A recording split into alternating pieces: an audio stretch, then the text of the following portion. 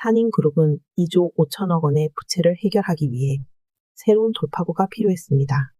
윤준호는 이커머스 시장에 진출해야 한다고 주장하며 이를 위해 차차 게임즈를 인수하려고 했습니다. 하지만 하태수와 사모엘 펀드가 개입해 방해 작전을 펼치며 계약이 위기에 처했죠. 결국 윤준호는 역으로 정보를 흘려 차차 게임즈를 인수하는 데 성공합니다. 하지만 사화에서는 또 다른 위기가 닥쳐옵니다. 윤준호가 차차 게임즈 인수를 성공적으로 마무리했지만 이를 못마땅하게 여긴 어떤 기자가 블러핑 기사를 터뜨렸습니다. 이제 5화에서 벌어질 사건들 예측해 봅시다. 5화 예고편에서 산인의 주가는 결국 10만원 방어선이 무너지고 말았습니다. 블러핑 기사 한 줄이 촉매가 되어 시장은 크게 흔들렸습니다. 기자가 쓴 악의적인 기사 한 편이 투자자들의 불안을 자극했고 결국 산인의 주가는 9만 9천 원까지 떨어졌습니다. 모든 것은 사무엘 펀드와 하태수의 치밀한 작전의 결과였을까요? 아니면 단순한 우연이었을까요? 이제 사무엘 펀드가 언제든 풋옵션을 행사할 수 있는 상황이 되었습니다. 이번 5화에서는 윤준호가 또 다른 협상을 시작합니다. 바로 윈드의 상장입니다. 그런데 윈드는 어떤 회사일까요? 예고편을 보면 자전거 관련 기업인 것 같습니다. 윈드는 1화에서도 살짝 등장했습니다. 그때 회의실에서 임원들이 으이그 상장도 못한 거라며 비웃던 회사가 이제는 산인의 희망이 되어버렸습니다. 산인의 계열사이면서도 지금까지 제대로 된 투자도 관심도 받지 못했던 이 회사가 과연 산인의 위기를 구할 수 있을까요? 윤준호는 윈드를 4주 안에 상장시켜야 합니다. 단순히 상장만이 아니라 주가를 회복시킬 만큼의 가치를 만들어야 합니다. 그런데 문제는 상장은 하루아침에 이루어지는 일이 아니라는 점입니다. 기업 가치 평가, 투자 유치, 시장 신뢰 확보 등 해결해야 할 과제가 많습니다. 예고편에서 윤준호와 팀원들은 일본 출장을 가는 모습이 보여졌습니다.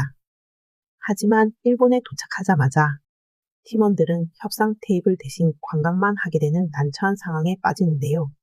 일본 자본을 끌어오기 위해 일본으로 직접 협상을 하러 가지만 예상대로 쉽지 않은 협상이 될 것입니다.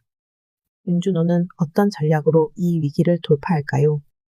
하태수는 왜 윤준호를 끊임없이 방해하는 걸까요? 하태수는 이번에도 윤준호의 발목을 잡을 것입니다. 하태수가 윤준호를 견제하는 이유가 권력 다툼 때문이라기엔 그의 태도는 너무나도 감정적이고 집요한 면이 많습니다. 하태수는 이미 차차 게임즈 인수를 방해하려고 했습니다. 결국 실패했지만 그는 이번에도 주도적으로 윤준호의 계획을 막아설 것 같습니다. 그리고 그가 전보제약과 관련된 의혹을 받는 것도 결코 우연이 아닙니다. 사모엘 펀드 태호 이사가 하전무님은 정말 관련 없어요? 라고 물었던 장면을 떠올려 봅시다. 태호 이사는 전보제약 사건을 언급하면서 하태수가 이 사건과 무관하지 않다는 뉘앙스를 풍겼습니다. 이에 하태수는 전보제약을 사자고 한 건 윤준호였고 그때 올린 보고서를 아직도 가지고 있다며 선을 그었죠. 산인그룹이 전보제약 인수 후 주가가 급등했고 그 과정에서 내부 정보가 이용되었을 가능성. 결국 윤주석이 전보제약 주식을 대량 보유한 상태에서 사망하였는데요. 하태수가 전보제약과 무관하다면 굳이 그 보고서를 보관하고 있을 이유가 있을까요? 과거 전보제약을 인수했을 때 주가 조작을 실제로 주도한 것은 하태수가 아니었을까요? 그는 10년 동안 윤준호와 함께 일했지만 그를 절대 신뢰하지 않고 오히려 몰아내려는 태도를 보이고 있습니다. 그렇다면 단순한 권력 다툼이 아니라 과거 사건과 관련이 있는 것은 아닐까요?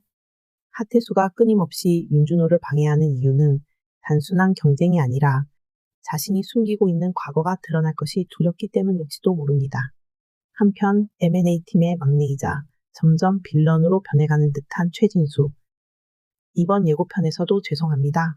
라고 하는 게 또 무슨 일을 저질렀나 궁금한데요.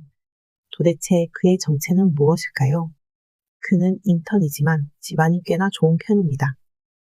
최진수가 대학 시절 주식 동아리에서 700%의 수익률을 올린 것은 맞지만 그의 부유한 집안이 강조되는 이유가 따로 있지 않을까요? 그의 출생에 대한 복선일 가능성일까요? 혹시 그가 산인그룹의 오너 일가와 연관이 있는 인물일 수도 있을까요?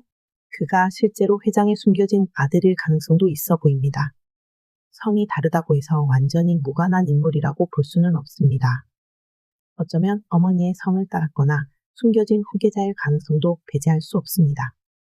만약 최진수가 산인그룹의 회장과 연관이 있다면 그의 행동은 단순한 인터넷 실수가 맞을까요?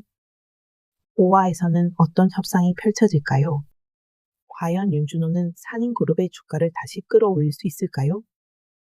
혹은 그의 과거가 또다시 발목을 잡게 될까요? 다음 5화에서는 더욱 치열한 협상과 새로운 음모들이 펼쳐질 것으로 보입니다. 여러분은 어떻게 예상하시나요? 댓글로 여러분의 의견을 남겨주세요. 구독과 좋아요, 알림 설정까지 부탁드립니다. 지금까지 미리 보는 드라마 연구소 이드랩이었습니다.